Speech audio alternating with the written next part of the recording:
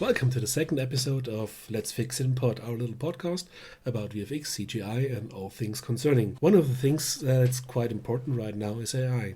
We were so tired of recording an intro that we let AI, in this case Google's Notebook LLM, give you an overview of what we are talking about. They really dug into the difference between machine learning and generative AI. These tools, especially the ones that are being integrated into software VFX artists are using every day, still have a long way to go. So what's the solution? Well, they called it the 80% solution problem, Okay. where AI can handle the bulk of the task and get you so close. But that last 20% requires, a human eye and meticulous work. Right. And sometimes that can take even longer than traditional methods. Oh, I can only imagine how frustrating that would be. Yeah, especially on a tight deadline. Oh, for sure. And they did mention one tool that's trying a different approach. Yes, Comfy UI. Yeah. So they highlighted that as an interesting development because it moves away from text prompts Okay. and it uses a visual node-based system. So it sounds like we're in a bit of a Wild West phase right now. Yeah. Tools are evolving rapidly, expectations are high, everyone's trying to figure out where they fit in. What does this mean for people who are actually trying to break into VFX? The podcast guests emphasize that crafting effective prompts, whether you're using ChatGPT or something like Midjourney, Right. it's a skill in itself. Really? It's about being incredibly specific, understanding the nuances of language. And if anyone out there is interested in keeping up with the VFX industry, Yeah. they mentioned a really cool resource. They did. They said, check out the Chris Mayne VFX Job List. Yes. It's constantly being updated. So you can see what skills are in demand. What software studios are using. All that good stuff. It's really helpful. Perfect. And we'll be sure to link to that in the show notes. Awesome. So you're still here. That means that Google's comprehension of our podcast was not nearly enough for you. So let's delve right into it. So let's give this once more a human touch. And talking about AI, let's start by differentiating between machine learning and generative AI. Now, machine learning is something that we comp artists and other artists in the industry, I would say, have used on a daily basis for the last 4 to 5 years. So I remember when the first machine learning tools popped up in Flame, which were really crude matte extraction tools and then a semantic here. And at the same time, something like Cognat's Rotobot came out, semantic here, which was able to, I think, identify 40 to 50 different objects and give you a very rough mat. But of course, from there, things evolved. And by now, I would say machine learning powered tools like a Time Warp, like an upscaler like Topaz, or for example, denoising tools in Resolve. And Exactly. We use that all the time, and it either enhances the quality or speeds up the process, or ideally does both of that. or it does neither when you're trying a new tool and it's been optimized for something different from what you're doing with your footage, which we also see sometimes. True, these things are really dependent on the image sets that these models were trained with. So for example, I mentioned the human face extraction, and the very first versions of those, they were based on, I think, public 3D libraries of human faces, and the results were accordingly. It was not a real human face that was used for the training, and well, there you go. But the things evolved, and nowadays we've got a lot more stuff. In the last episode, you told us, for example, about electric sheep. So tools like that are getting there. However, what I hear from a lot of artists, and myself included, I still have a problem with a lot of these, especially with the integrated tools, not with the standalone solutions, but with the integrated tools. You really don't have that much control over the input. So basically, these tools come with 3 or 4 parameters that you can adjust if you're lucky, and then you feed that in there, and something happens inside the black box, and then you get an image sequence out. And the idea behind Resolve, behind Nuke, behind Flame is that you can control every aspect of the image and every aspect of every tool you use on that image. So that's quite a big problem there. But I think in a couple of generations, these things will either open up or will be developed in a way that you as the user can retrain it on your actual footage, on your pipeline. It's funny that you mentioned those two aspects, the online aspect and the personal training. So if you take a look, for example, at Nuke's Copycat, it does exactly that. You feed it in comparable images which have got the source footage and the retouched image or matted image as a reference. And you do that for a couple of images, 5, 6, sometimes more, sometimes less, depends. And then you train your own very individual TensorNet for that, your very own machine learning tool inside of Nuke. And what I find really interesting about this approach is that you don't prompt something, or you don't have to fight with 3 or 4 parameters. Instead, they chose a very visual approach, how you feed that training data into that, and by that build your tool. So I did a couple of things with Copycat, nothing too elaborate, but some roto tasks and some cleanup work, some beauty work, and it worked astonishingly well in, let's say, 80% of the cases. Which is basically the state of AI. It will get you 80% there. I mean, when we talk about large language models, ChatGPT writes wonderful articles if they shouldn't be read. It's perfect for writing stuff no one will ever read. This is one of the problems I see with AI, because at the current state of it, it is a hype, it is a boom. There is billions invested in stock markets and hedge funds and all these who never work with the tools. This is a overestimation of the capabilities, because so far we haven't seen anything really acceptable for professional use. Now they always tell, oh, you're using the old version, we're working internally in something else that's way better and blah blah blah. Well, then show it, or it doesn't. Yeah. Their newest perfect model is like my marathon time. I mean, we're still firmly in the machine learning part of the whole discussion. We didn't even go to generative AI, yeah. And still there are already 2 problems pretty apparent, and the one is unpredictability. So I said it works in 70-80% of the cases. If you are on a tight deadline, 80% will not cut it. And I don't mean that in a quality sense. I mean that you're really in a mess if you put all your eggs in one basket and said, okay, I'm going to spend a couple of hours to really paint these reference images for Copycat, feed it in there. And then, of course, it takes a lot of processing time to build up this TensorNet. And you do that for half a day, maybe, block up your workstation with that task. And then you let that inference node run and you see it's all garbage. Then you have not something that you can refine or rework, but rather you start from scratch. And this is a problem with a lot of the AI tools. If you get an output, it's usually an image sequence, and then you've got 2 choices. If it's not perfect, you can either start from scratch or you have to paint on top of that. And both are nightmares. And I think that is why a lot of artists still are reluctant to use these tools more and more, because they don't yet have the experience on how to properly judge whether a shot is working with that, and with the whole concept being this black box where you really don't know yet what is happening inside. Unpredictable, and when you're working within a pipeline, within a production, this predictability is key. The other people in the pipeline do have to know when they're going to get the shots they have to work on. So exactly. And I think a lot of supervisors, a lot of clients, of course, they want fast results, but what's more important is that they get results when you expect them. So as an artist, I want to be able to say, yeah, this will be done in 2 days. I don't want to say, yeah, if everything works out, this will be done in a day. No, I'll rather put in 2 days and say it's done for sure. And this is one of the reasons I think that these tools, the generative part, is great for getting ideas, for sorting through stuff.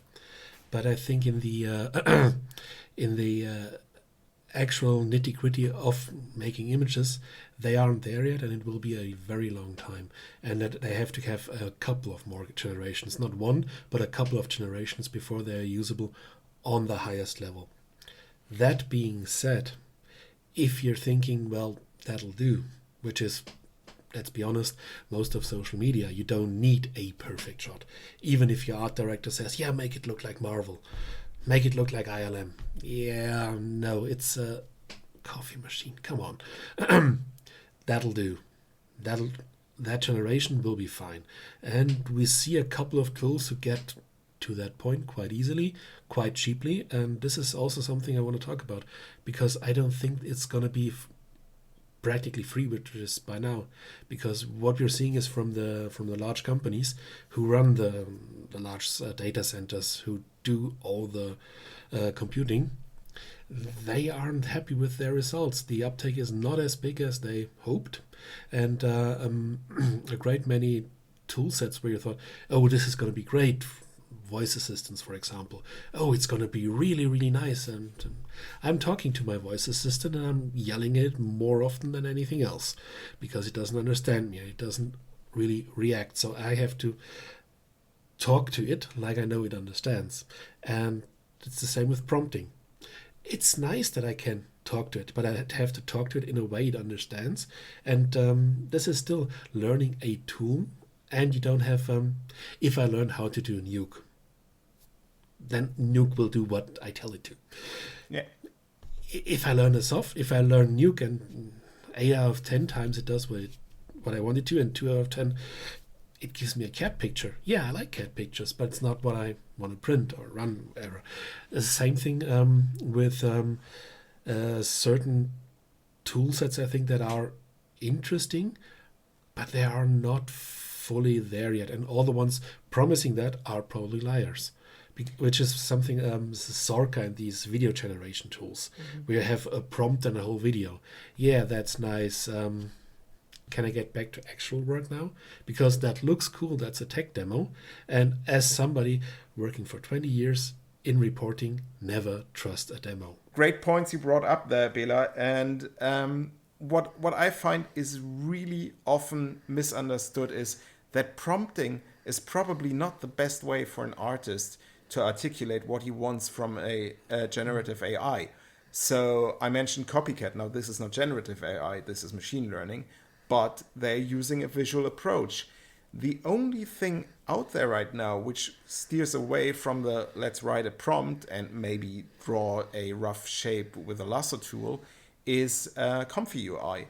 So if you're an artist which is already familiar with a node-based environment like Houdini or Nuke or Flame, you'll find your way around that much quicker. And from what little I've seen and learned about it, you also get more control over the input. So I think you can put in reference images. You can define how weighted, for example, the calculation should be inside the image, the way which a shadow is calculated, and so forth and so forth.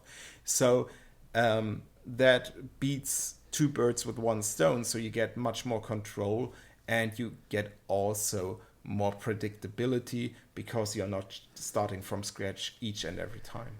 Yeah, and one additional thing I like about especially Comfy UI is that since it is a open tool, it's a professional tool. It's still in the early development, but the idea is it works like a professional artist tool, meaning you can connect it to 3ds Max, through Blender, to something like that. You can generate what you generate, and you can do something with this. This is not just a WebP coded image on some server somewhere. So this is something that goes into that has the first step into a professional step, into a professional workflow, which is happening in a pipeline. It's always different tools working together, and black boxes of generative AI so far are, you get a image, you get a video, and you can take it or leave it. And that's not the way a professional pipeline works. So I think we draw a pretty good picture on where AI is at the moment, where we think that it's going to go. But we said we're going to talk about how it impacts our jobs. So let's get into that area. And I think we are starting to see the impacts quite heavy. So right now we've got this huge flood of AI generated images on social media, because right now this is available for basically free. Nobody reads the fine print, and floods Instagram with funny looking Roombas or whatever they come up, toilet seats that look like Darth Vader. There are AI generated images everywhere. And my feeling is that what is happening is we're definitely seeing a change in viewing habits, and we also are seeing a little bit of a transformation. So if we go back a couple of years, with the broad establishment of YouTube and the democratization of content, we've seen that editing has changed drastically. So for example, jump cuts, which were frowned upon 20 years back, are now just a thing. Not only in YouTube videos, but in broadcast television as well. It's just accepted by now. So I would just make the argument that this flood of generative AI, which has got its flaws, it's not perfect by any means. We are crossing the uncanny valley so often with generative AI, but it's out there, and it will change what people perceive as aesthetically pleasing, as normal, as acceptable. On the one hand, as we said earlier, for the on the job side, that's actually a chance for artists, for some of them, because now you can, let's say a company approaches you, we want a video doing this and that. And then you can actually name your price, because they surely tried in some video generative tool and failed. So they know that's going to be difficult. So that's something I hope that will happen for artists, that the people ordering the stuff don't think it's just made with computers. On the one side. On the other side, I think this aesthetically, this playfulness, let's call it in a positive way, is something that we might need. It's always a trend, yes, and the current generation of tools is very pop art, cartoonish, over-exaggerated, which says something about the material they use to train it on. Different topic. And this trend, this is a playful thing. Think about the first time everybody had access to Word and to clip arts. Do you remember how it looked when everybody could change the fonts in their document? Oh yeah, I remember Comic Sans all over the place. With rainbow and in a shape, yeah. So whenever you're seeing some AI generated funny thing, which is rarely funny, think about that. That's what's currently happening. And to harken that to our industry, this is something that the early Marvel films had. Every shot had to have some explosion, some VFX in it. Now they're harking it back, and the movies get better. But this is always something, a new tool comes, it explodes, and then people learn to actually use it in a responsible manner. Talking about VFX and responsible, that might be a bit ironic. It's a bit of a stretch, but you see the metaphor. I think I get where you're coming from. What we've seen in the last couple of years is really a divide in quality. So you got like a load of content being produced at a really fast pace, and I think will push that development even further, and machine learning for that matter as well. And then you've got this really high-end content. You mentioned Marvel, and those really like polished pixel fudged. So you mentioned what you wanted to say pixel. I wanted to say exactly that. Pixel fudged. So Now you went too quick for the beep. pixel fudged. There's nothing to beep about. No, but you mentioned Marvel, and they really polish each and every picture, and you've got this really high quality approach. And I think you're right. AI is not ready for that and will take a very, very long time to come to that level and be as customizable, as iterative, as it would need to be used in that kind of content.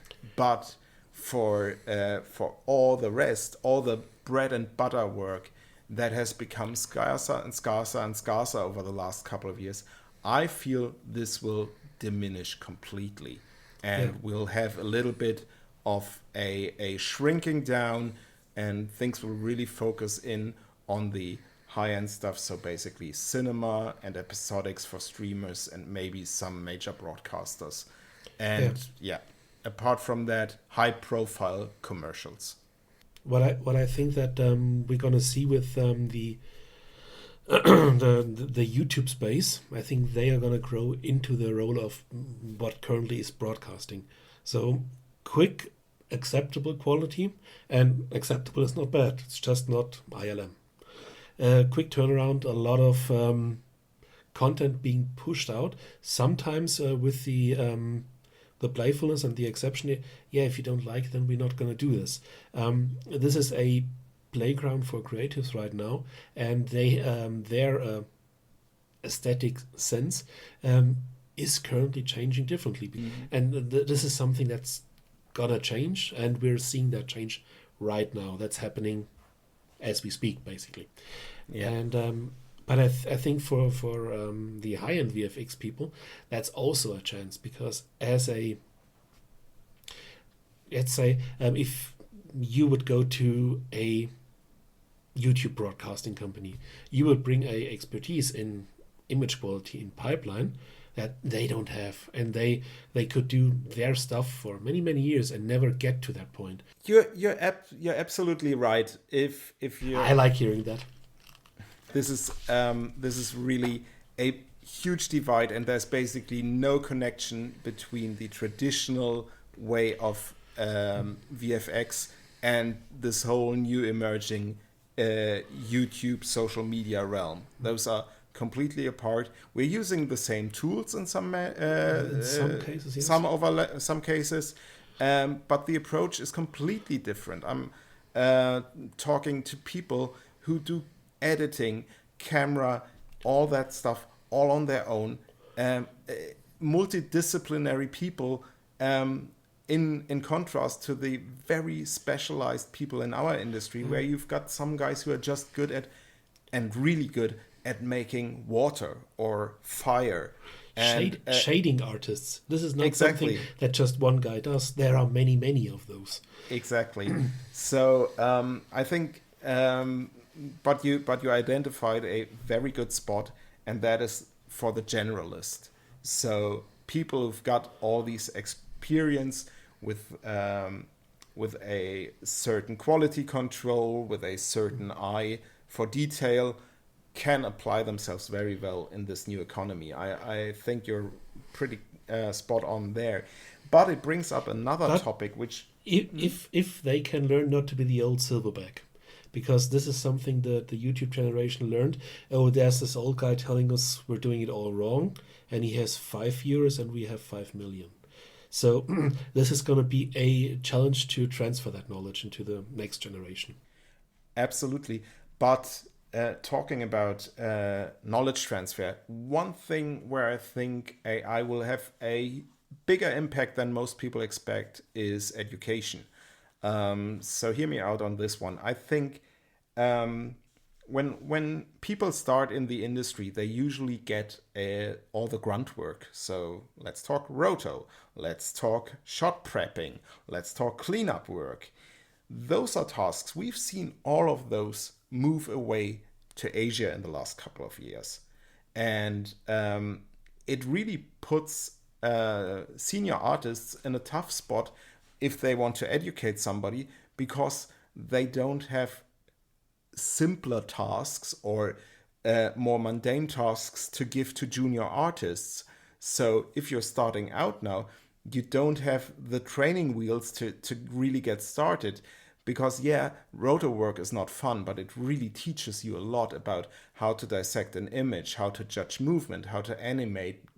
All those qualities come along by doing a couple of grunt work tasks, and you can apply yourself at the same time. And with that is everybody needs to learn how to work in some way. When you're thinking, I want to do this job, I'm going to do, and then you have to learn how to pace yourself, how to develop a visual language, how to do the unfun part of the funny job, where it's naming reels and thinking about how do I order this, things like that. This is you learn through grunt work. But let's be honest, there's very few studios left to do that by themselves, and all of them are moaning that they don't get any good artists anymore because they aren't training people. And AI will fast track this problem. But there is also a change happening at an even earlier stage. So imagine you're this little kid, 15, 16 years old, and you're really into films and you want to make your own film. So the way you started out a couple of years back was you probably got your phone, tried to film a little bit of shots, filmed and played around with lighting and did something here and there. And you basically got creative by constraint because you didn't have a big budget yet. So you learned to do very much with very little. And you had to learn to get people interested in your project to maybe take part. So the social aspect of creativity, which makes most cases the end product better, because it's always better when more people are having an idea for that. And filming has always been a team effort. It has never been a solitary discipline. And this is starting to change because nowadays this kid can instead call up Midjourney or Stable Diffusion, teach himself or herself how to prompt, and then get a moving image out of that. So the positive spin on that would be, okay, this is really democratizing filmmaking because now this kid can just follow his idea without the constraint of budget or any additional hurdles or barriers. The downside to that is you don't learn anything about filmmaking itself except prompting. And that is really something, I think we'll feel that pain down the road even more, because this not only affects comp artists, CG artists, this affects everybody interested in filming, directors, editors. The whole pipeline will be affected because people will have a very different understanding on how film works. And once the gold rush in the generative AI is over and this becomes expensive, then we'll suddenly have really a lack of qualified workforce. Yes, but that might be the bottleneck that we as an industry need, because imagine there's not 1,000 artists looking for jobs right now. There's about 10. They're gonna can pick their jobs. They are not gonna get pixel fucked by everybody, and they will have quite soon the idea to, why should I work overtime, unpaid overtime? Why should crunch time be something that's happening to everybody? And this, my hope, just hope, is that this will lead to a more professional careers, like we see in industry, like we see in the crafts. So then you're gonna have a VFX artist, a master compositor, and who will take on apprentices and trainees, and they will learn the stuff there. But this will be a actual training, a apprenticeship in some way, and this this large base of people who want to do it but cannot do it yet will fall away, because the people who just want to do some movies, they're gonna prompt and do their stuff there. Let's be honest, that huge base hasn't been there for a couple of years. And you could see that at events like FMX. VFX are not that appreciated anymore. People are going into gaming or straight into developing AI because also they feel the gold rush. And I think this is something we need to talk about is right now, all the companies putting AI out there are fighting for dominance. We're really in a Napster phase, so to speak. This is before anything gets monetized. People are putting loads of money into this. You mentioned hedge funds and all that. Nobody is making a dime on any AI generated image right now. And with the Napster phase of AI development, yes, that's probably the correct way to describe it. But the people who putting billions in that know very well that they don't want to go to the iTunes phase or the Zune phase. If you're a Windows user, they want to go straight to the Spotify phase. So subscription-based stuff, always revenue, and closed gardens. So the problem with that is most of these companies will die or will buy out each other. That's pretty much given. And they're just pokering who has the biggest budget to swallow the others. The problem with that is once you have these walled gardens, the tools we are training with our stuff right now will not be accessible to us anymore.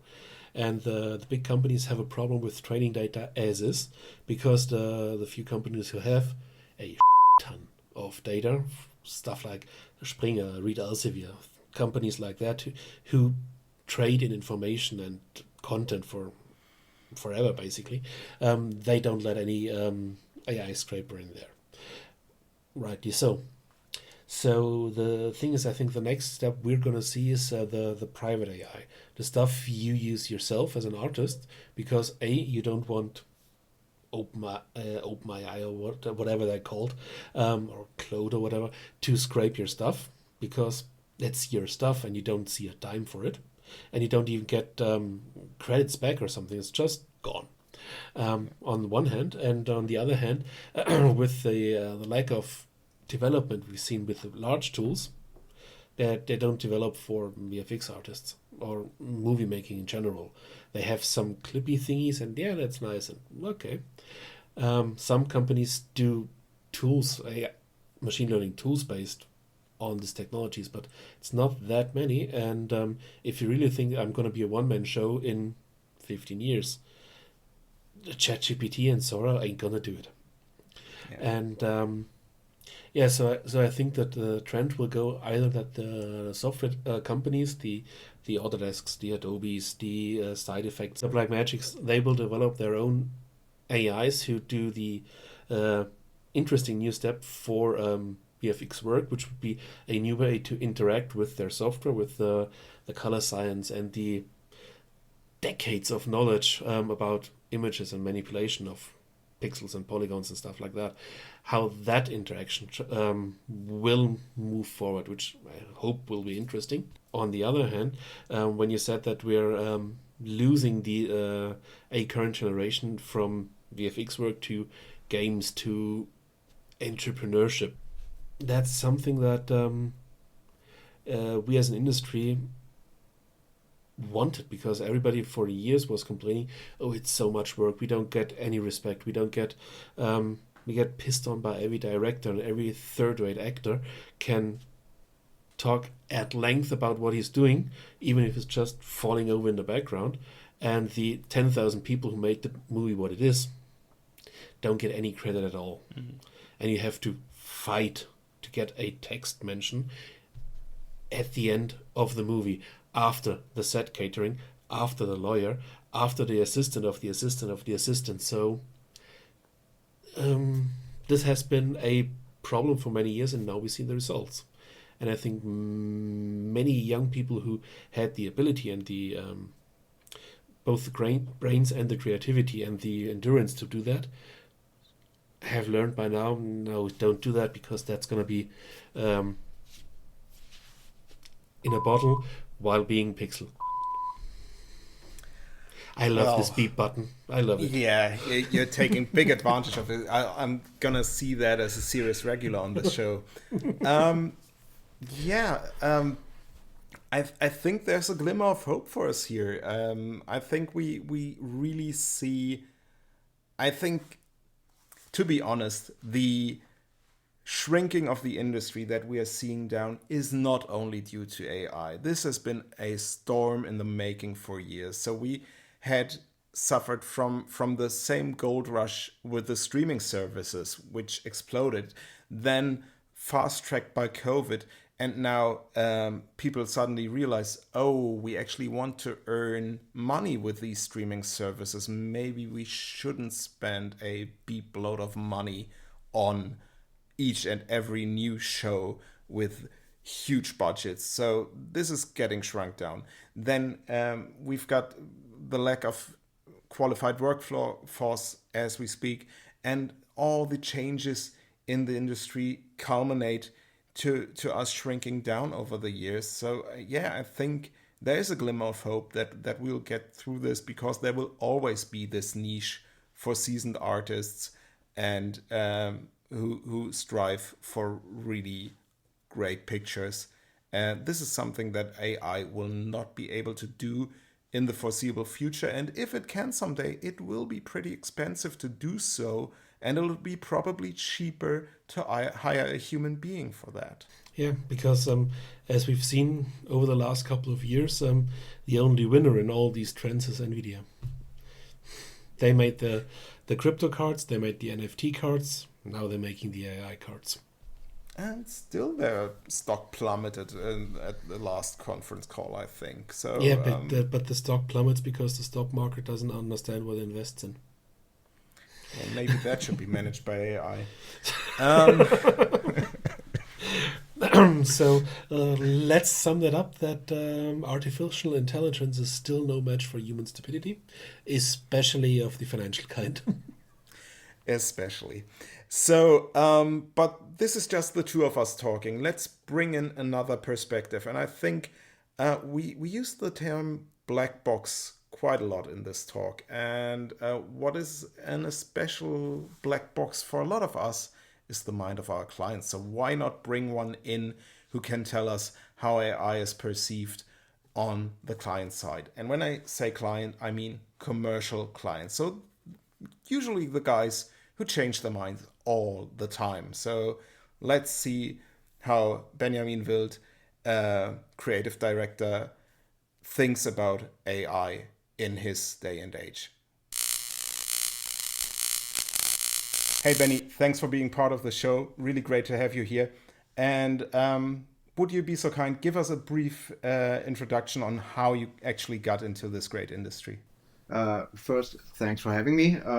Nice to be part of this. Well, where should we start? I studied in Cologne on the School of Media Arts, which is kind of a special university where designers, artists, and filmmakers work together most of the time. And so it's a very free-spirited university. First of all, that was the starting point.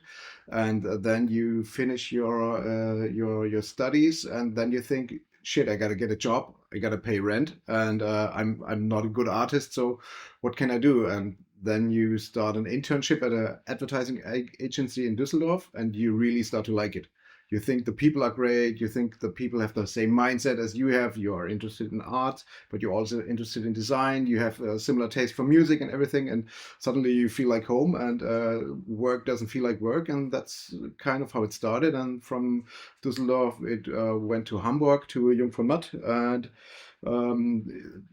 there the spirit was good as well. A lot of power, a lot of action, a lot of great people, creative people around us, obviously changing all the time, high pace. And from there to Serviceplan, and then to Golden Hirschen in Hamburg. And from there, I took a step back to a little bit more relaxed life and moved to Karlsruhe. And now I'm working for almost 7 years in an agency called Raumkontakt.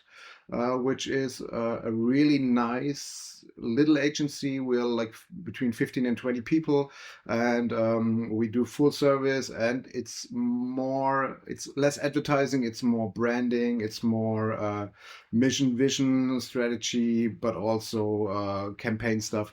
And so that is for me, it's like a really good place to be and a really nice way of working. And yeah, what I like most is the constant changing, the evolving, the pace of that we have of last. If you look back 3 months, it's a totally different set than we have now, and it will be totally different in the next 3 months. And that is what I like about the world I'm working in.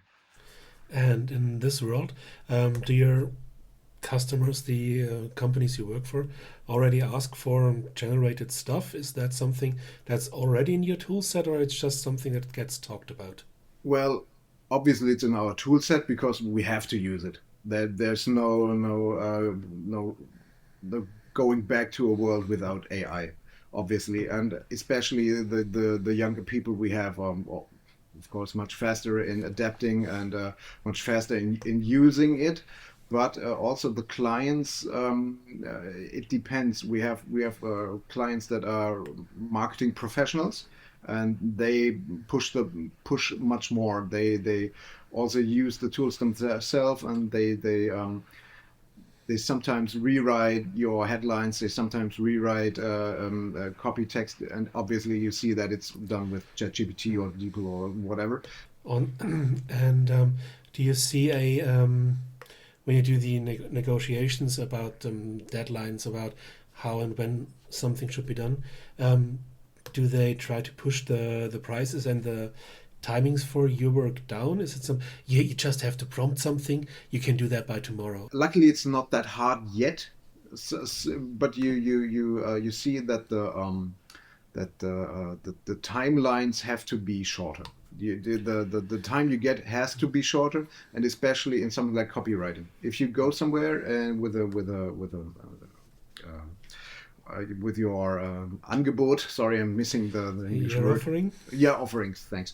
With your offering, and you calculate this much amount of text, or you used to calculate it like this, they will definitely say that is too much. We can't do it like that. This has to be done in a shorter amount of time. And we already by ourselves started to reconsider that and take this part a little bit out of the offerings, or do it a little bit smaller, and try to focus on more on the conceptual side, and put some more time in the conceptual side, because we know that the copywriting will be less effort. You mentioned that your clients are already adapting this technology, using it. Are they also aware of the kind of gold rush mentality that is with the AI development in of itself? Are they aware that there could be legal issues? Are they aware that there could be higher prices in the future for using this technology? I really have to differentiate there, because we have those clients on the one side, which are companies, which are professionals with a marketing team of 15 to 20 people, sometimes even 30 people, and we have people where like the assistant of the CEO is calling us and asking us if we can do a flyer, and we ask for a briefing, and she asks what is a briefing. So we have everything, because Karlsruhe is not that big. So we have a long client list, and we try to do the best work for everybody. But I have to focus more on the bigger companies, on the marketing teams, and they are pushing more, and they are knowing more what the possibilities are, and so they are. Sometimes they're even adapting faster than we are doing, or they are expecting us to be really fast in adapting.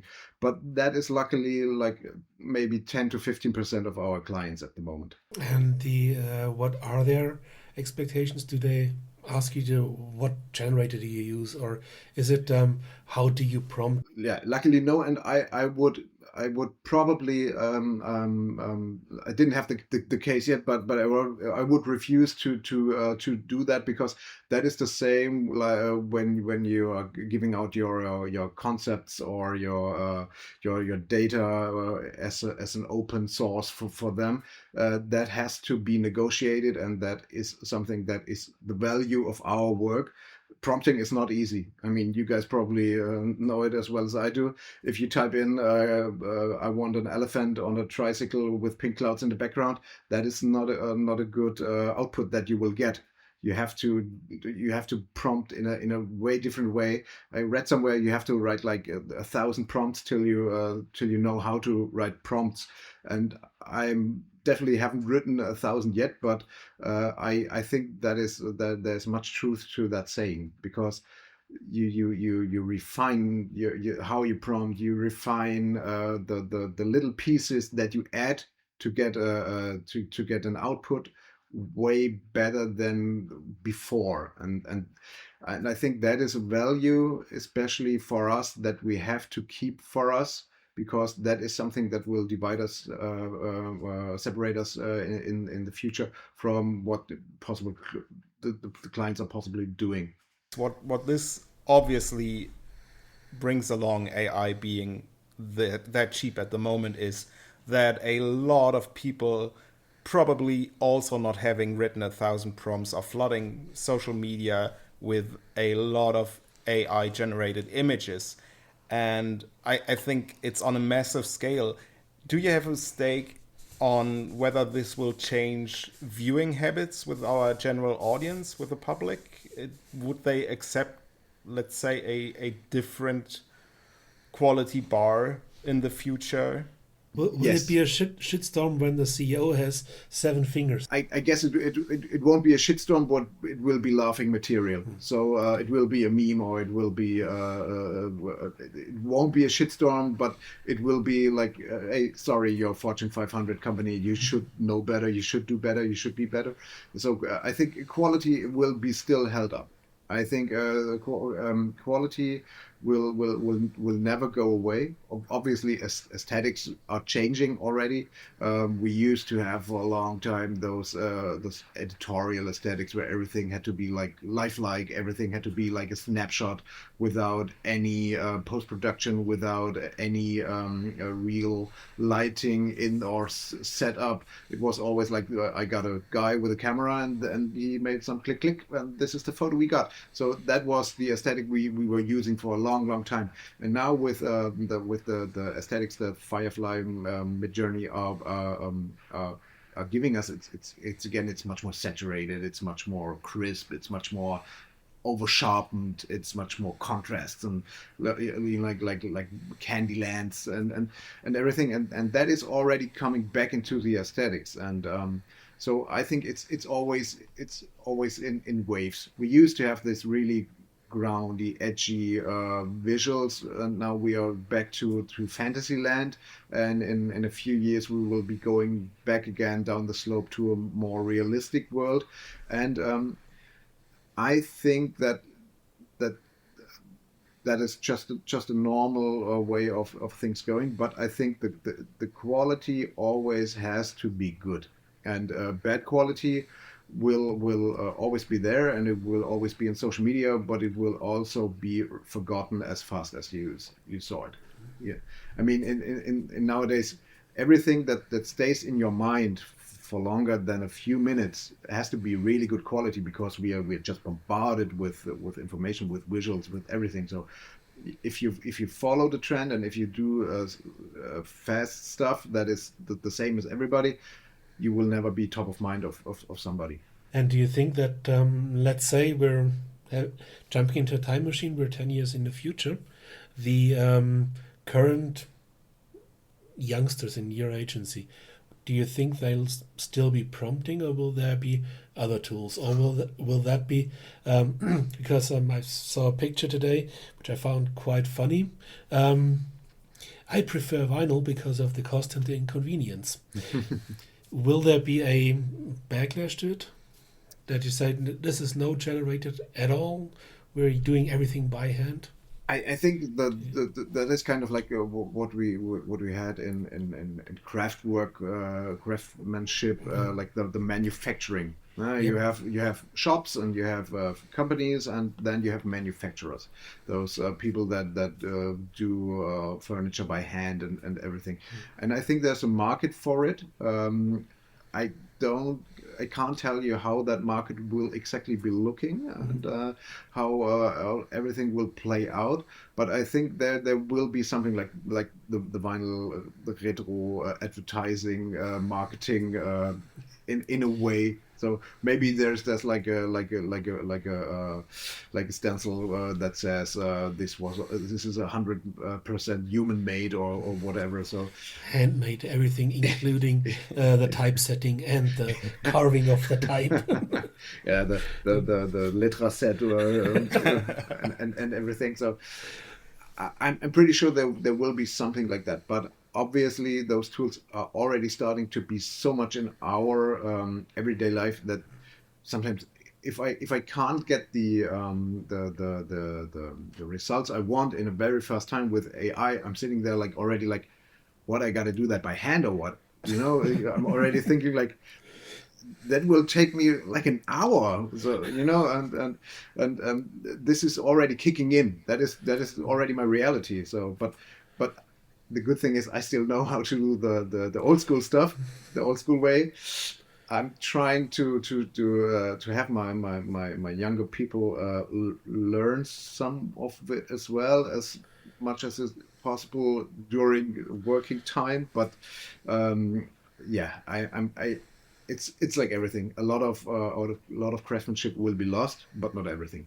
And there will be islands of it left for certain things. And if all fails, if Nvidia goes out of business, closed because they have too much money, then those museums and libraries will have their big day again. Yeah, it's like nowadays when you go to a library and they have an offset press machine with like 80 to 90-year-old people putting headlines together in with metal letters and stuff, and so maybe they will have like an old iMac, and some 75-year-old Benjamin will be sitting there and showing young people how to.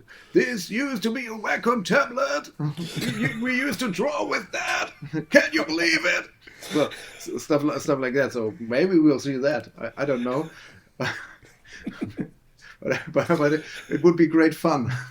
And looking to the all from your day-to-day experience, what are the things where you say that's stuff where the tool sets, be it ChatGPT or DeepL or Firefly, where they're still lacking, where I think this is something that I have to do by hand or by brain and not just by prompt, and what are the things that where they're breaking, where they're not good enough so far? Let's first look at the creative, like the brainy stuff, the thinking part. ChatGPT does a really good job with reducing briefings to the max, to sharpen it, and especially if we sometimes have a briefing from an institution which is like 60 pages, and you give it to ChatGPT and say, could you cut that down for me? Tell me like you would tell a 6-year-old girl what is the briefing say, and there it does a really good job. But when you try to put it to creative use, it's a really good jumping board or start, yeah. But it's not the end result. Sometimes it's getting really close to really good result, but still you have to adjust. You have to put the levers up and down and to the left and to the right, and you have to really work out the specialties. But overall, if you give me a concept, there's already so much that you can use, and that is already really good on brief. For example, working for the city of Karlsruhe. You have different areas that are more to the people, more to the institutions, more to the economy. And if you ask ChatGPT to have a campaign for all of them, it gives you already divided to the target groups information, like to the people you make a festivity, you make this, you make that. To the economy, you make like a TED talk system or something, and to the institutions you do more like this and that, and that is already really good in its small parts, but the whole picture is not there yet. So it's not like if I prompt really good, I will get the result that is 100%. That it's not the case. So you get, for the creative overview thing, you get to 80%, and the 90%, depending on the project, depending on the day, and the rest. The 10% have to really thought out. If you see it in a football perspective, you have the ball already in the box, and you just have to score. But you still need somebody that is inside the box and who will shoot the ball, that it's going into the goal and not to the left or to the right or up or down or something, or into the arms of the goalkeeper. So you still have to score.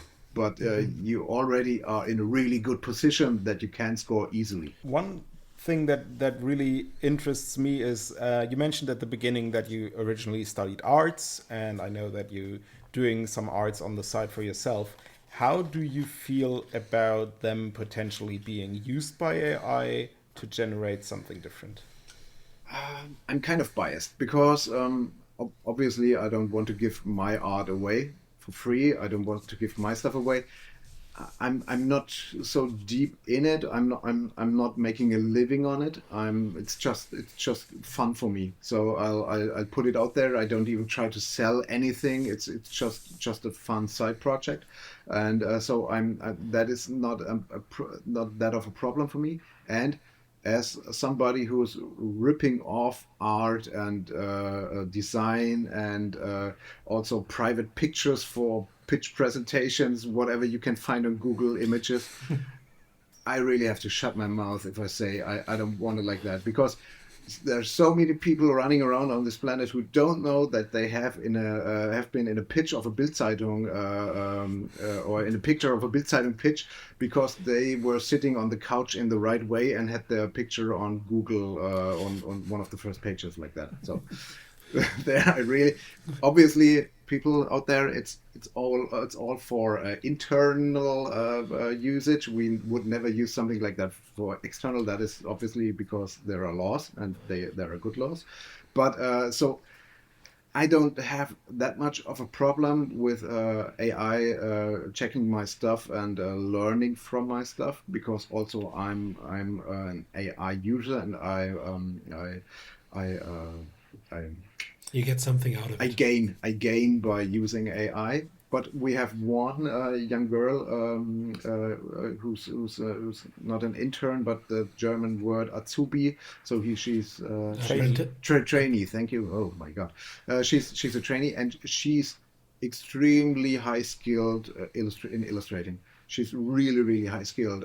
I've probably never met somebody who's that skilled in illustration, and she took down everything online because she said it's one of her sources for creation. It's one of her sources for maybe income one day, and she doesn't want to be training AI with that, and I can totally understand that.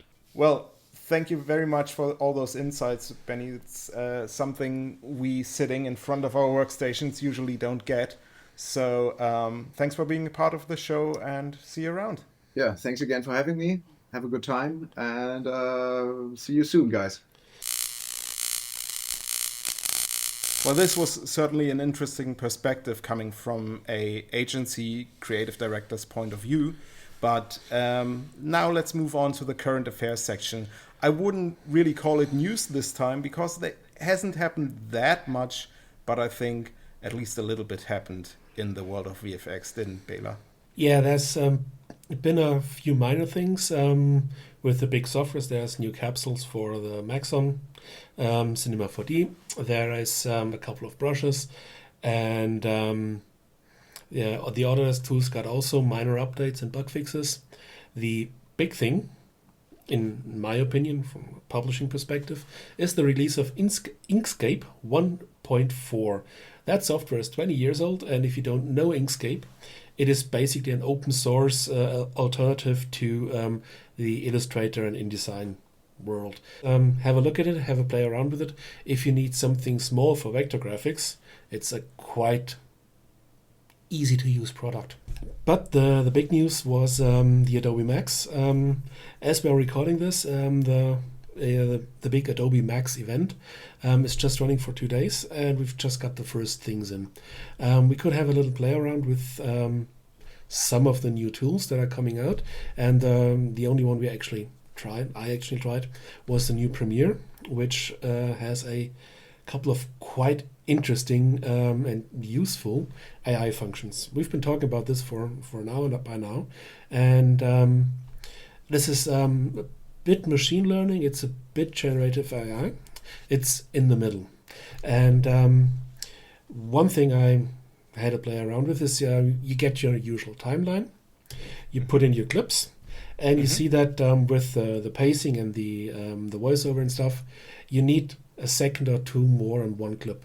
So you can just drag that on until it fits, and it generates additional video content by magic. What would you say, what kind of quality could you expect from that? The stuff I tested, cat videos obviously, it's good enough for broadcast. It's not high-end cinema. I don't think RiseFX or Framestore or something will use it anytime soon. But for a documentary, for news footage, for sports footage, stuff like that, perfectly fine. I wouldn't overuse it, but it's usable. So if it's in Premiere, we can expect a lot of offlines where we then have to magically extend clips in the VFX department in the future. Probably. The new also this includes audio. So if you have, for example, a nature shot, it can generate a bit more of ambience, wood noises, whatever. That's certainly helpful. I remember a couple of things I did where a second more would have been great. I tried, obviously, to go from a 10-second clip to a 5-minute clip. That doesn't work. Not yet, maybe not ever, but that's not how it's intended to be used. It's just to get you that little bit at the end or at the beginning where you need it for a proper pacing. So that's that, and I really like it, and I see it's quite useful. And as usual with Adobe, who, in case you've forgotten, they own, or they bought Fotolia and other stock things. They have a legally safe generative model, so you can actually use the stuff. So this is all based on the Firefly technology. Exactly. It is Firefly that talks to Premiere, and it analyzes stuff. It still sends frames around onto the cloud because the matching of the things. But yeah, you can use that, and it's fine. It's perfectly fine. Another thing you might have forgotten that Adobe bought is the Substance suite of tools, and they introduced something new in beta so far, and hard beta, not we're going to release this in a couple of weeks, but here we have something. Let's see if it's useful for you, and which is a more or less universal 3D viewer. The idea is that it's basically an importer where you can open 70 different formats so far. Might be more in the future, we don't know yet. And it goes from the standards, the FBXs, the OBJs, the USDs, over to the substance files. What a surprise. And it goes further to the CAD/CAM files, the engineering stuff, which is the idea is for that to be the importer for 3D in Photoshop. So imagine you're doing anything in Photoshop. You can get a 3D file in, you can rotate it, scale it up, down, whatever, and work with that in Photoshop. Or if the the pipeline gets extended towards Premiere, towards After Effects, you can, for example, do the illustrations for technical stuff also in Adobe. You don't have to convert from this to that, but that's going to be a connection into that workflow. Do I have any way of changing the object that I view in any way inside the viewer? As far as I know, you can scale it up and down completely. Mm-hmm. So you can scale the object, but you can scale up and down different parts. And to be fair, it is a very early beta, and the official communication by the Adobe Substance team is, guys, we're trying this. Do you like this? Can you use this? Should we work on this? And now for the next couple of months, it's up to the users to give it a try, see if it works, and give them feedback. Yeah, so that's that with Adobe MAX, which is currently running as we're recording this. So maybe they're going to show something interesting tomorrow, or they have new betas. We'll see. It's not like we're drinking the Kool-Aid, but they're doing something interesting. Talking about interesting things, we got something really interesting in the mail, and that is the Logitech MX Creative Console. Now, that is a control surface, and we talked about control surfaces in our very first show quite a lot. We also talked about the Loupedeck. Now, Loupedeck, as a company, was bought about a year ago by Logitech, and they did not just buy the company, they took their assets and actually developed something very new. And this consists of two parts: a dial pad, which has got a big rotating dial in the middle. What you need to remember with this one, with the dial pad, it's just a dial. There is no spring in there, there are no stops. So you just have one smooth turn. You can turn it as much as you like, but you don't get any clicks, unlike a classic chalk shuttle. Exactly. And the other part of the console is this keypad with 9 OLED buttons, which are freely programmable. And you've got 2 buttons below where you can switch between 15 different pages. And that is really great because you can not only customize these 15 pages, which is already a lot, but you can do that for each individual application. So that means you can set up 15 different pages for Photoshop, 15 different for Resolve, or even for Spotify or whatever app you choose. You can set up an elaborate soundboard like our dear friend Bela here did. Soundboard? I would never do such a thing. Are there 15 pages of functions in Spotify? You will find them. I'm pretty sure of that. No, 15 seems excessive, but actually it's really, really useful. I started to map this with Resolve, and I got to the first 3 pages and they are already filled up with editing function, but I grouped them in a way that really suit my individual workflow. So I said I set this up myself. Of course, there are presets for the console. So Logitech has partnered with Adobe, so it ships with a bunch of Adobe presets. So you got some for Photoshop, for After Effects, for Premiere, for Audition, and I think for InDesign. And there are some other apps on the Logitech marketplace. It's not too many at the moment, but having that marketplace is a good sign because the Loupedeck had something very similar, and that was a really growing, thriving community with a lot of different applications being available there, either for free or for purchase as a preset. And we can only hope that this will grow for the MX console as well. So I already had the experience of setting up my presets with a Loupedeck, and it is kind of an iterative process. So you start using your application and you fiddle around with it and you see, okay, I use this and that function really frequently. I want that as a quick shortcut on my console. So you set up something for that, then you see, okay, I need that function right next to it. So step by step, you figure out your own individual setup. It's not a product that you take out of the box and use from day one the way it is intended to the fullest degree, but rather you mix and adapt. What's really nice also is that the two consoles work really nicely together. So for example, you can set up a function that you, for example, choose to turn the volume up or down with a dial, or the screen brightness up and down. And you can do that with a click on that button on the keypad, and then you head over to the dial pad. Also, we mentioned that it's not a jog shuttle, but inside of Resolve, it really works fine for jogging frame by frame. And then using the top buttons on the dial pad, you can do your J and L, and having K on a button down on the left-hand side of the dial really works nicely. And one thing I found that unlike most of the other products in that space I tested over the years, it's the first one who has out of the box a sensitivity scale built in. So you can, let's say you have it as a volume, you can make from noisy to quiet, or you can say, okay, I want a full rotation for every stop or something like that. So in terms of video editing, you can go frame by frame. You just have to dial it in for your personal scrolling needs. And what I find really interesting is all the control surfaces we talked about in the last episode had a very traditional approach. So you had a console like the shuttle contour, which was basically a jog shuttle like you would know from an VCR.